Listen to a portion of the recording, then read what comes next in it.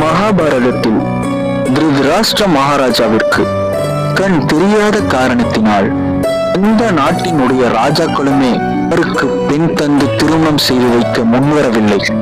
இப்படிப்பட்ட ஒரு சூழல் இருக்க காந்தாரம் என்கிற ஒரு நாடு இருக்கிறது.